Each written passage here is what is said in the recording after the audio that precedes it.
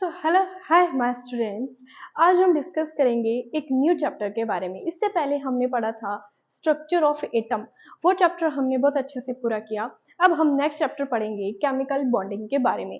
Chemical bonding and molecular structures. इस chapter में हम पहले तो मैं जो पढ़ेंगे वो बता देती हूँ।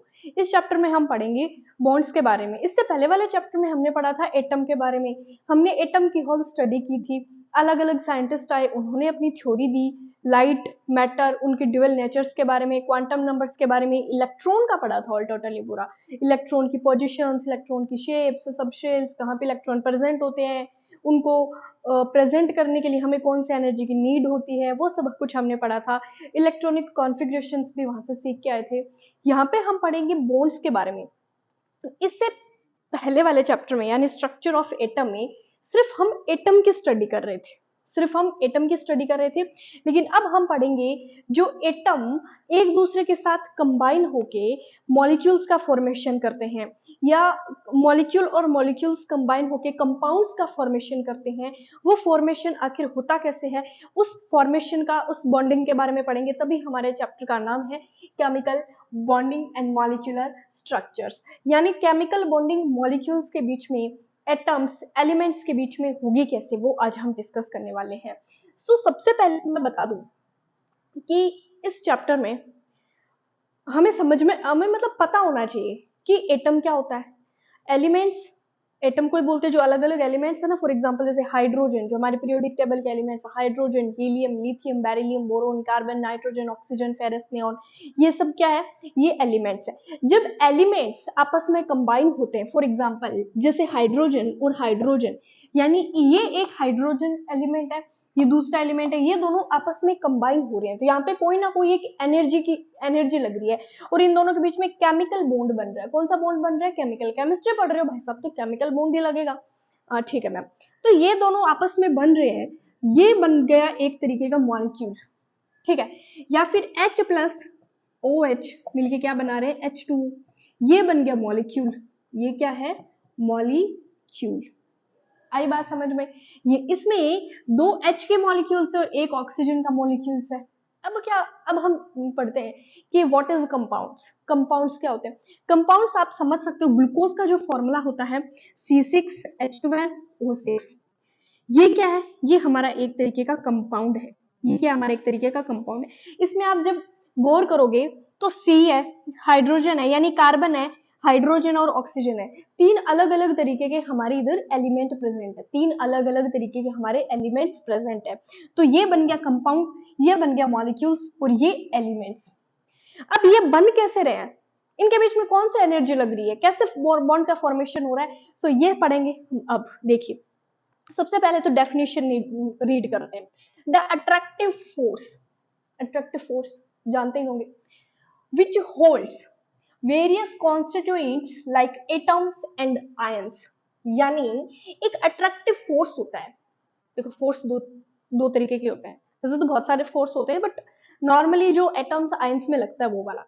एक तो अट्रैक्टिव फोर्स होता है, एक होता है रिपल्शन फोर्स। अट्रैक्टिव कब लगेगा? जब एक पॉजिटिव होगा एक नेगेटिव होगा, उन दोनों के बीच में अट्रैक्शन आएगा। ऐसे अट्रैक्ट करेंगे वो एक दूसरे को। क्यों? क्योंकि वो एक दूसरे के पास रहना चाहेंगे। अट्रैक्शन फोर्स, ठीक है। विच होल्ड्स, जो उनको होल्ड करके रखता है, पकड़ के रखता है, बांध के रखता है, वेरियस कॉन्स्टिट्यूएंट्स, एटम्स, आयंस। अब किसको रखेगा? या एटम को रखेगा, आयंस को रखेगा? ओ माय गॉड, अब ये आयन क्या होता है? हम तो आयन नहीं जानते। एटम तो ठीक आपने बताया था, hydrogen, helium, lithium, different type के एलिमेंट्स एटम होते हैं। बट आयंस क्या होता है? आयंस पता है क्या होता है? जिन पे कोई ना कोई चार्ज आ जाता है। आयंस होते हैं जिन पे कोई ना कोई चार्ज आ जाता है। ये चार्ज क्यों होता है? पता है चार्ज क्यों होता है? चार्ज आता है, जैसे मान लो कि ये मार्कर है, ये मैं हूं, ठीक है। मैंने मार्कर को इलेक्ट्रॉन दिया है, मतलब मैं देने वाली हूँ, मैं डोनर हूँ। मेरे पे क्या आएगा? पॉजिटिव आएगा। तो मैं एक तरीके का आयन बन गई। मैं क्या बन गई? आयन बन गई। ये मार्कर है, इसने इलेक्ट्रॉन मेरे से लिया है। क्यों? क्योंकि इसके पास कमी थी। मैंने क्यों दिया पता है? मैं ज्यादा महान नहीं, मेरे पास इलेक्ट्रॉन की डेफिशिएंसी नहीं है, मेरे पास कमी नहीं है, मेरे पास इलेक्ट्रॉन पड़े थे। तो मैंने सोचा कि ठीक है, ये इसके वैलेंस से पूरी हो जाएगी, तो मैंने इसको दे दिया। मैं डोनर हूँ, मेरे पे आएगा पॉजिटिव। ये एक्सेप्टर है, इस पे आएगा नेगेटिव। आई नो, ये डोनर एक्सेप्टर आपने छोटे क्लासेस में ना तो इतना कुछ आता। और आता भी है तो आप इतना पढ़ते नहीं, क्योंकि छोटी क्लासेस का इतना नहीं रहता ये सब केमिस्ट्री वगैरह पढ़ने का। तो ये पहली बार पढ़ रहे हो तो थोड़ा आपको लग सकता है कि क्या एक्सेप्टर डोनर ये वो, बट बाकी चैप्टर बहुत अच्छा है और आगे बहुत अच्छे से समझ में भी आने वाला है। सो आयंस क्या होता है, जैसे NaCl का फॉर्मूला तो सुना होगा, सोडियम क्लोराइड। अब ये Na क्या करता है, एक इलेक्ट्रॉन देता है तो इस पे आ गया +1, Cl क्या करता है, एक इलेक्ट्रॉन देता है तो इस पे आ गया -1। तो ये कुछ इन टाइप्स को हम बोलते हैं आयन। ये बन गया कंपाउंड, ये पूरा एक कंपाउंड है और ये अपने अलग अलग आयन में डिसोसिएट हो गया यानी टूट गया, तो ये क्या है, हमारा आयन है। या सो फटाफट पढ़ते हैं कि together in different chemical species, यानी ये आपस में एक दूसरे को होल्ड करके रखते हैं डिफरेंट केमिकल स्पीशीज। ये अलग अलग केमिकल स्पीशीज में भी रख सकते हैं, कैसे, यहाँ पे देखो कार्बन है, यहाँ पे हाइड्रोजन, यहाँ पे ऑक्सीजन है। अब इस ये एक अलग स्पीशीज है केमिकल स्पीशीज, हाइड्रोजन एक अलग स्पीशीज है, ऑक्सीजन एक अलग है। यहाँ पे हाइड्रोजन दो हाइड्रोजन, यहाँ पे ऑक्सीजन दो, अलग अलग different different types of species ये टुगेदर होल्ड करके रखते हैं, उसको हम बोलते हैं कोल्ड केमिकल बॉन्ड। यहाँ तक आई बात। अब आप क्या सोचोगे ना कि जो ये बॉन्ड्स के बारे में हम पढ़ते हैं तो ये हम एक है ना लाइन शो करते हैं, एक ऐसा लाइन शो कर देते हैं, ये Na है और ये वैसे Na का तो नहीं ले सकते, जैसे मान लो Cl है, Cl2 H मान लो H, ये कुछ इस तरीके से, ये H का इलेक्ट्रॉन है, ये इस हाइड्रोजन का, ये इस हाइड्रोजन का। तो क्या रियल लाइफ में जो ये आपस में मॉलिक्यूल्स एलिमेंट्स बॉन्ड बनाते हैं तो क्या इस एक लाइन की तरह बनाते हैं? नहीं, लाइन की तरह नहीं बनाते। ये एक तरीके से वही बात है, अट्रैक्टिव फोर्स लगाते हैं, एक दूसरे पे अट्रैक्टिव फोर्स लगाते हैं, ठीक है। और क्यों लगाते हैं अट्रैक्टिव फोर्स, मैं ना आपको हर चीज बेसिक से बताने वाली। हो सकता है कुछ बच्चों को पता हो कि क्यों लगाते हैं, बट ऐसे ऐसे बहुत सारे बच्चे हैं जिनको नहीं पता कि भाई ये अट्रैक्टिव फोर्स लग क्यों रहा है, क्यों आपस में एटम एक दूसरे के साथ कंबाइन होना चाह रहे। पता है क्यों होना चाह रहे, क्योंकि इनको स्टेबिलिटी चाहिए, because they want to stability. Why, आज के मतलब देखो, लाइफ में स्टेबल कौन नहीं होना चाहता, हर कोई स्टेबल होना चाहता है, अकेले कोई नहीं मानना चाहता, सब एक तरीके की स्टेबिलिटी चाहते हैं, ठीक है। तो वैसे इन मॉलिक्यूल्स में एक स्टेबिलिटी चाहिए। जैसे ये हाइड्रोजन है, ये अकेला, इसके पास सिर्फ एक इलेक्ट्रॉन है, तो ये चाह रहा है ना कि मेरे पास कोई एक दूसरा एटम आ जाए, कोई दूसरा एलिमेंट आ जाए जिसका इलेक्ट्रॉन मैं ले लूं या उसके साथ मैं इलेक्ट्रॉन की शेयरिंग कर लूं, तो मैं क्या हो जाऊंगा, स्टेबल हो जाऊंगा। यहाँ पे मैं अकेला हाइड्रोजन हूँ, मेरे पास सिर्फ एक इलेक्ट्रॉन है, मेरा कोई वास्ता नहीं है। लेकिन अगर मैं इसके साथ इलेक्ट्रॉन की शेयरिंग कर लूंगा, ये अब आप सोचोगे मैम ये क्या बना दिया, तो आप देखते रहो, इसके साथ इलेक्ट्रॉन की शेयरिंग कर लूंगा तो मैं H2 बन जाऊंगा, मैं H2 बन जाऊंगा। तो इसीलिए एक स्टेबिलिटी के लिए ये क्या करते हैं, अट्रैक्टिव फोर्स लगाते हैं। आई बात समझ यहाँ तक? हाँ ठीक है मैम, यहाँ तक तो समझ आ गया थोड़ा।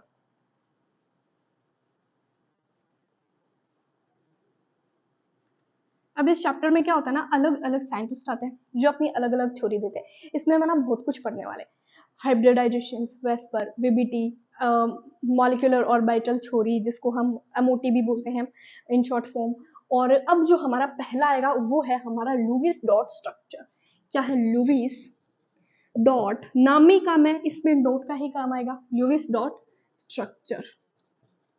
कहीं सा कहीं सा कहीं सा कहीं सा कहीं सा कहीं सा होगा, ये ऐसा होगा। देखो, कॉस्टेल लुईस नाम के एक साइंटिस्ट थे जिन्होंने अप्रोच किया केमिकल बॉन्ड। उन्होंने एक बताया, वे बताया कि हाँ कुछ इस तरीके से ये रहते हैं स्टेबलाइज होके, ये स्टेबलाइज होना चाहते हैं। This theory is based on the electronic concept. जो आपने इलेक्ट्रॉनिक कॉन्सेप्ट सीखा है ना, उसके बेसिस पे ये थ्योरी। जिस बच्चे को इलेक्ट्रॉनिक कॉन्फ़िगरेशन नहीं आता वो जाओ वीडियो देखो, इलेक्ट्रॉनिक कॉन्फ़िगरेशन सीखो, उसके बाद ये चैप्टर स्टार्ट करो। Electronic concept of atom, atom के इलेक्ट्रॉनिक कॉन्सेप्ट पे ही ये हमारी थ्योरी है जो लुईस कॉसेल लुईस ने दी थी, and is called electronic theory valence. इसको इलेक्ट्रॉन वैलेंस थ्योरी, आगे पीछे हो गया ना, देखो इलेक्ट्रॉन वैलेंस थ्योरी। अब नेक्स्ट है electrons of the outer most shell are called valence. अब ना आपको यहाँ पे कुछ वर्ड्स देखने को मिलेंगे, एक वैलेंस इलेक्ट्रॉन, एक देखने को मिलेगा वैलेंस इलेक्ट्रॉन, एक outer most electron, outer most shell electron या आउटर मोस्ट शेल, ये सब वर्ड्स देखने को मिलेंगे। पता है आउटर मोस्ट शेल क्या होता है? ये ना हमारा न्यूक्लियस है, कुछ एटम इस तरीके से तो रहता है और ये इसके शेल्स है। अब इस शेल का मान लो ये आखिरी शेल, आउटर मोस्ट शेल ये आखिरी है, किसी का एटॉमिक नंबर छोटा होगा तो उसका मतलब जो ऑर्बिटल है, उसके जो ये एटम है वो भी तो छोटा ही होगा, छोटा होगा, ज्यादा नंबर ऑफ शेल्स थोड़ी ना होंगे। तो मान लो कि ये लास्ट ऑर्बिटल है, आखिरी, नॉट ऑर्बिटल, आखिरी शेल है, तो इसको हम क्या बोलेंगे पता है, ये होता है हमारा आउटर मोस्ट शेल। ये होता है हमारा आउटर मोस्ट शेल। और इस शेल में जो इलेक्ट्रॉन रिवोल्व कर रहे होंगे ना, जैसे मान लो यहाँ पे इलेक्ट्रॉन रिवोल्व कर रहा है, उसको हम बोलते हैं आउटर मोस्ट शेल इलेक्ट्रॉन। अब ये जो अंदर वाले हैं, जैसे एक शेल ये है, एक शेल ये है, एक शेल ये, इनको पता है हम क्या बोलते हैं, इनको बोलते हैं हम कर्नल, इनको हम बोलते हैं कर्नल, इनको हम बोलते हैं कर्नल, इनको। ठीक है, तो अब देखो, electron of the outer most shell are called valence electron. और जो आउटर मोस्ट शेल में जो इलेक्ट्रॉन होते हैं ना, वो वैलेंस होते हैं। वैलेंस मीन्स खाली। वैलेंस एक इंग्लिश का वर्ड, आपने सुना होगा, वैलेंसी, वैलेंस, जहाँ पे उस वो जगह खाली होती है, उनको इलेक्ट्रॉन की नीड होती है। देखो, नीड कब होगी इलेक्ट्रॉन की, जब इलेक्ट्रॉन होगा नहीं, मतलब उसकी जगह खाली होगी, तभी तो नीड होगी। तो वैलेंस, वैलेंसी, ये इसका मतलब ये होता है वैकेंसी वगैरह। ठीक है, उसके बाद है, ये पॉइंट हो गया, ये पॉइंट हो गया। This part of the atom of left after the removal of valence electron is a kernel. ये देख लो, अंदर वाले पार्ट को कर्नल बोलते हैं, इसने ये लिखा है। Next, kernel is positively charge. Kernel positively charge है क्योंकि अंदर क्या न्यूक्लियस है।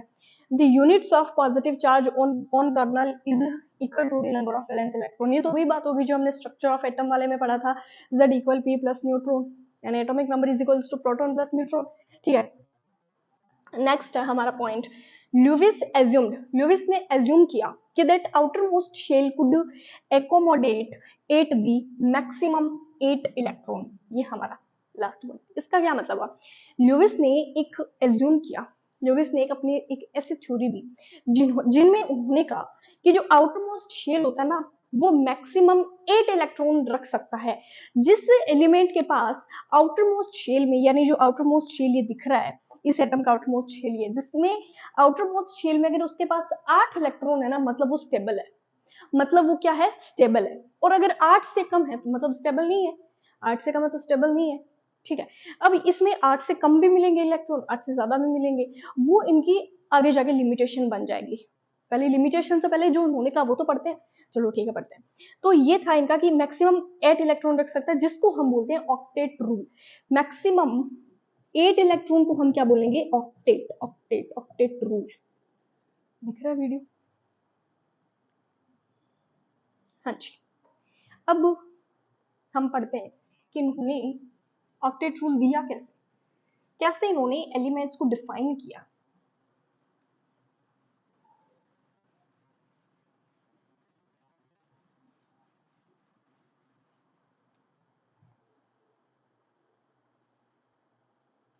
तो इन्होंने कुछ इस तरीके से दिया, देखो, helium, neon, argon, krypton. Helium कितने नंबर पे आता है, अब सोचोगे ये मैम ने एलिमेंट्स के नाम क्यों लिखे, आप देखते जाओ। हीलियम आता है 2 नंबर पे, नियॉन आता है 10 पे, आर्गन आता है 18 पे, क्रिप्टॉन आता है 36 पे। आगे भी आते जाएंगे, हीलियम, नियॉन, आर्गन, क्रिप्टॉन, जेनन, जेडॉन। लेकिन हम एक बार 4 एलिमेंट्स के बारे में पढ़ाई करते हैं। हीलियम 2 नंबर पे आता है, तो इसमें इलेक्ट्रॉन भी 2 ही जाएंगे, 1s2। नियॉन आता है 10 पे, तो 1s2, 2s2, 2p6, 6 7 8 9 10, 1s2, 2s2, 2p6, 3s2, 3p6, 10 16 17 18। ठीक है, कम। इसमें क्या होगा, इसमें मैं सीधा 1s2 पूरा लिख ही देती हूँ। 1s2, 2s2, 2p6, 3s2, 3p6, 4s2, 3d10, कितना हुआ देखो, 10 20 30, 4s2 और 4p6। अब आप देखो, अब सोचोगे ये मैम ने क्या लिख दिया, ये देखो मैम ने क्या लिखा है, इसमें मैक्सिमम 2 इलेक्ट्रॉन है, मतलब जो s ऑर्बिटल है वो फुल्ली फिल्ड है, उसमें अनपेड इलेक्ट्रॉन कितना है, 0 है। इसमें आउटर मोस्ट शेल में देखो, आउटर मोस्ट शेल ये लास्ट वाले 2 को एज्यूम किए जाते हैं, तो ये इसमें 2 है, इसमें 6 है, यानी p और 2 + 6 कितना हो गया, 8 इलेक्ट्रॉन हो गए, यानी इसका ऑक्टेट क्या है, इसका ऑक्टेट क्या है, कंप्लीट है। अब आप आर्गन में देखोगे तो आर्गन भी देख लो, 2 6, इसका भी ऑक्टेट क्या है, कंप्लीट, 8 इलेक्ट्रॉन, मतलब ऑक्टेट कंप्लीट। अगर आप इसमें देखोगे तब भी आप देखो 4s2, यहाँ पे 16 हो रहे हैं नहीं, लेकिन इधर क्या होगा 3d10 4s2 और 4p6। तो इधर भी आप देखोगे तो 8 इलेक्ट्रॉन क्या है कंप्लीट, ये अपना ऑक्टेट क्या कर रहा है कंप्लीट कर रहा है। तो लुइस ने ये बोला कि यहाँ पे 8 इलेक्ट्रॉन कंप्लीट हो रहे हैं, मतलब इसका ऑक्टेट कंप्लीट है और ये क्या स्टेबल है। अब इनको पता है क्या बोला जाता है, इन सबको बोला जाता है noble gas. Noble gas third chapter में पढ़ के आए होंगे। नोबल गैसेस ये किसी के साथ रिएक्ट नहीं करते, इनको इनर्ट गैस भी बोला जाता है। इनर्ट गैस बोला जाता है, क्यों नहीं करते रिएक्ट, क्योंकि इनका जो आउटर मोस्ट शेल है ना वो पूरा फुल्ली फिल्ड है, इनको कोई जरूरत ही नहीं है इलेक्ट्रॉन की। जैसे मान लो कि मैं हूँ, मेरे को इलेक्ट्रॉन की कोई जरूरत नहीं है, मैं मेरा जो आउटर मोस्ट शेल है वो फुल्ली फिल्ड है, तो मैं ना तो किसी के साथ बॉन्ड बनाऊंगी और ना ही मैं चाहूंगी कि कोई बॉन्ड बनाए, ठीक है, एटम समझो, ठीक है। तो अब इनके जैसे इसका 8, इसके पास 8 इलेक्ट्रॉन है, तो इसको क्या जरूरत है किसी के साथ बॉन्ड बनाए, और अपना अगर ये इलेक्ट्रॉन किसी को दे देगा तो 7 हो जाएंगे, तो ये अपनी वैलेंसी क्यों खराब करेगा, क्यों खराब करेगा, और अगर किसी से एक ले भी लेगा तब भी इसके वैलेंसी खराब हो जाएगी। तो सबके पास के अपने 8 इलेक्ट्रॉन है, तो ये नोबल गैसेस भी बोलते हैं और इनर्ट गैस भी बोलते हैं, ग्रुप नंबर 18 में एग्जिस्ट करते हैं, ग्रुप नंबर 18 में एग्जिस्ट करते हैं, पी ब्लॉक एलिमेंट्स का, पी ब्लॉक के एलिमेंट्स है, ठीक है। आई जस्ट अब यहाँ तक क्लियर हुआ होगा। अब देखो, अब अब आप कहोगे बट मैम इसमें तो 2 है, इसमें तो 2 है, इसमें देखो 2 क्यों है, इसमें 2 है ना, तो इसका आउटर मोस्ट शेल तो वैलेंस आउटर मोस्ट शेल तो कंप्लीट है ना, तो ये इसको हम बोलेंगे ड्यूप्लेट। लुइस ने बोला था या तो ड्यूप्लेट कंप्लीट होना चाहिए या ऑक्टेट। अब ड्यूप्लेट नेचर पता है कौन शो करते हैं, ड्यूप्लेट नेचर एक तो हाइड्रोजन करता है और एक करता है हीलियम। हाइड्रोजन और हीलियम, हाइड्रोजन के पास तो एक इलेक्ट्रॉन होता है 1s1, और हीलियम के पास ठीक है 2 होते हैं। हाइड्रोजन के पास हाँ मैं मानती हूँ एक इलेक्ट्रॉन होता है, फिर भी हाइड्रोजन ड्यूप्लेट नेचर शो करता है, क्यों, क्योंकि हाइड्रोजन के पास 2 इलेक्ट्रॉन है ही नहीं, फिर भी कैसे शो कर सकता है, फिर भी इसीलिए शो करता है क्योंकि यहाँ पे बॉन्ड बनाएगा। हाइड्रोजन क्या करेगा, किसी ना किसी के साथ बॉन्ड बनाएगा और इलेक्ट्रॉन की शेयरिंग करेगा, और इलेक्ट्रॉन की शेयरिंग क्यों करेगा, क्योंकि ये चाहेगा कि ये भी हीलियम की तरह बन जाए, ये भी स्टेबल हो जाए। देखो कोई एटम, मैंने अभी बताया था कि कोई स्टेबिलिटी, कोई मतलब बॉन्ड क्यों बनाना चाहता है, अट्रैक्टिव फोर्स क्यों लगता है किसी की तरफ, क्योंकि वो स्टेबिलिटी चाहता है, वो स्टेबिलिटी चाहता है। अब स्टेबिलिटी चाहेगा तो ये क्या चाहेगा कि मेरे पास एक इलेक्ट्रॉन है ना, मैं किसी के साथ बॉन्ड बना लेता हूँ, मेरे पास 2 हो जाए, मैं अपना ड्यूप्लेट क्या करता हूँ, मैं अपना ड्यूप्लेट कंप्लीट कर लूँ, ये चाहेगा, हाँ जी बिल्कुल चाहेगा मैं। तो इसीलिए हाइड्रोजन और हीलियम को हम कहते हैं कि ड्यूप्लेट नेचर शो करते हैं। अब मैं आपको समझाऊंगी ल्यूविस डॉट स्ट्रक्चर के बारे में।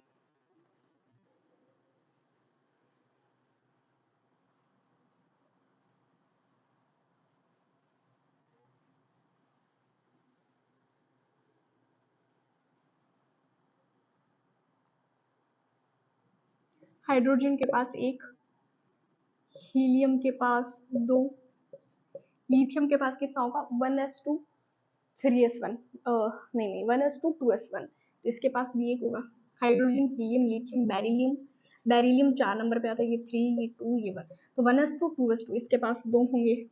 बोरोन के पास 5, 1s2 2s2 2p1, outer most shell में 1 इलेक्ट्रॉन है और यहाँ पे 3 है, ठीक है। कार्बन की इलेक्ट्रॉनिक कॉन्फ़िगरेशन लिखो, फिर आपको अच्छे से समझ आएगा। फिर अगर मैं नाइट्रोजन की बात करूं तो 7 नाइट्रोजन कितना 1s2 2s2 2p4 5 और 2p3 3 4 5 6 7, ठीक है, 3 4 5 कुछ इस तरीके से। Oxygen 1 2 3 4 2 4 6 9, fluorine 1s2 2s2 2p5 तो 7 और 10, नियोन तो पूरे 8 रखता है, नियोन क्या रखता है पूरा 8 रखता है। तो अगर आप देखोगे तो जो outer most shell valence shell electron है उनको हम इस तरह लुइस डॉट स्ट्रक्चर से इनको शो करते हैं। ये क्या है, ये सब हमारी डॉट स्ट्रक्चर्स है, क्या है ये सब हमारी डॉट स्ट्रक्चर्स, इन्हें हम कहते हैं।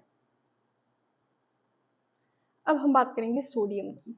सोडियम में कितना होता है 1 होता है, मैग्नीशियम में 2, एल्यूमिनियम में 1 2 3, सिलिकॉन में हो जाएगा 4।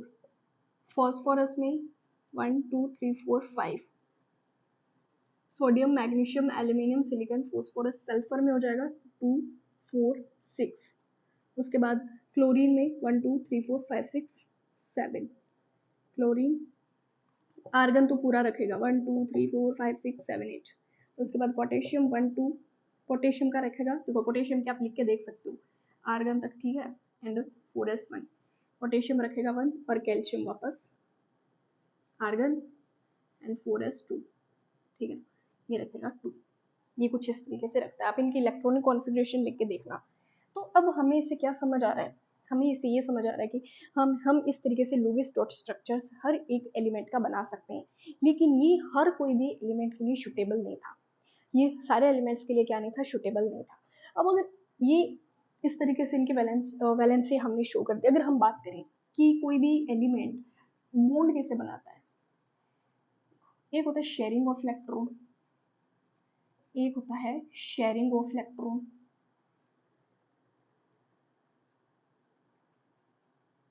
और एक होता है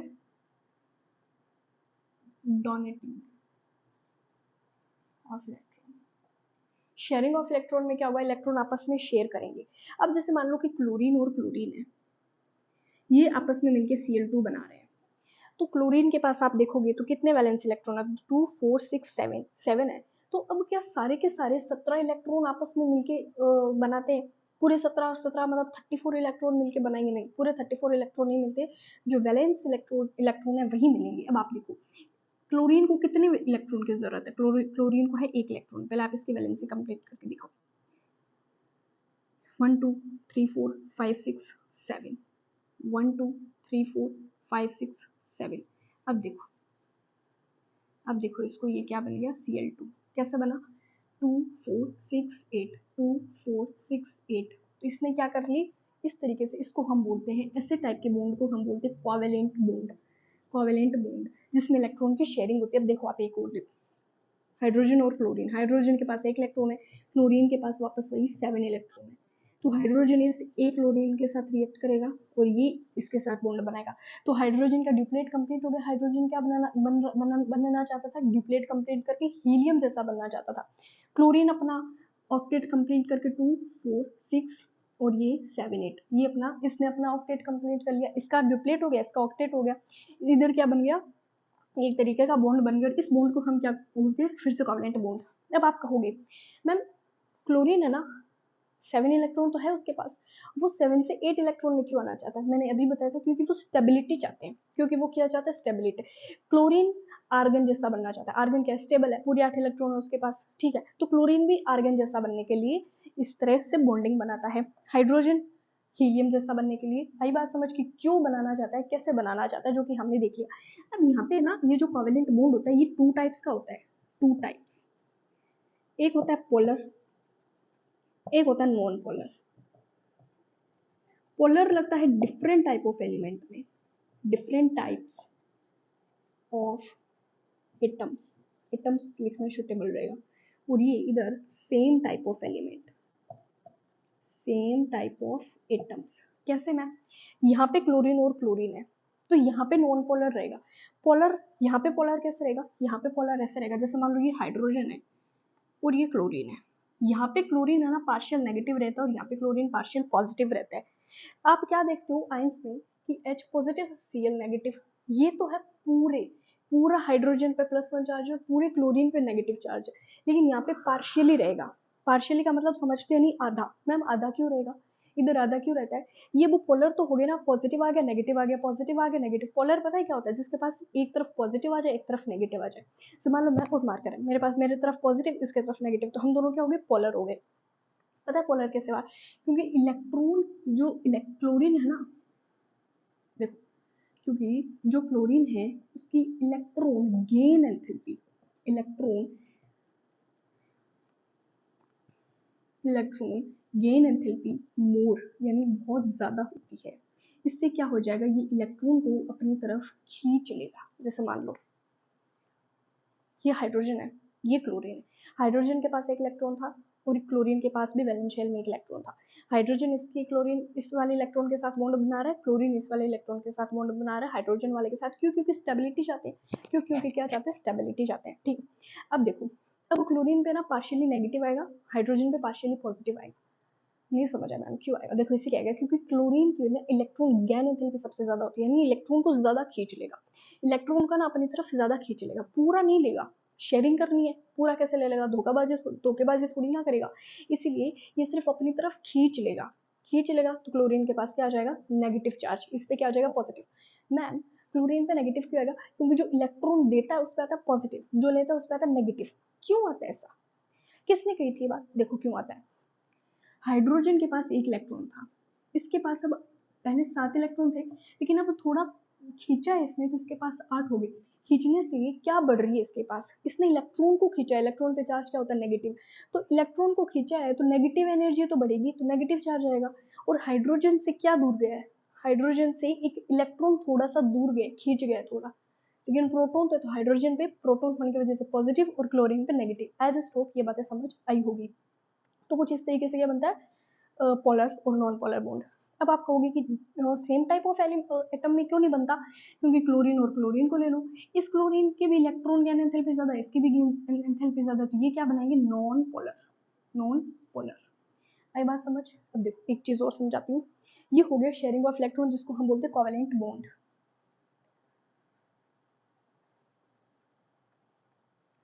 डोनेट ये बनता है नॉन मेटल और नॉन मेटल के बीच में, non metal and non metal के बीच में।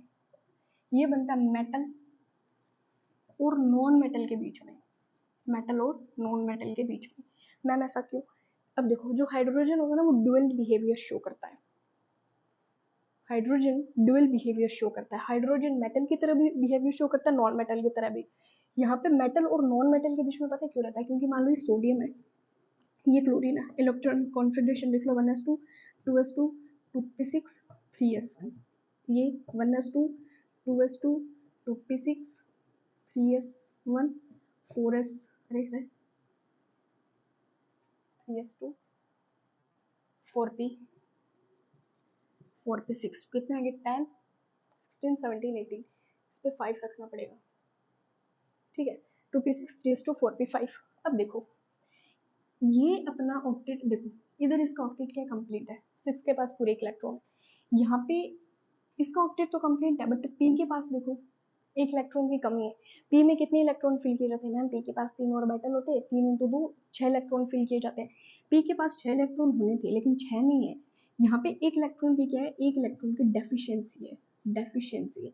तो एन ने क्या करेगा? एन ने एक इलेक्ट्रॉन अपना दे दिया, एन ने अपना एक इलेक्ट्रॉन क्लोरीन को दे देगा, तो एन पे आ गया पॉजिटिव, सीएल पे आ गया नेगेटिव। एन पता है क्या? एन कैटाइन है, जो इलेक्ट्रॉन देता है जिसपे पॉजिटिव आता है वो होता है कैटाइन, और जो इलेक्ट्रॉन लेता है जिसपे नेगेटिव आता है वो होता है हमारा एनाइन। इस बॉन्ड को पता है क्या बोलते हैं?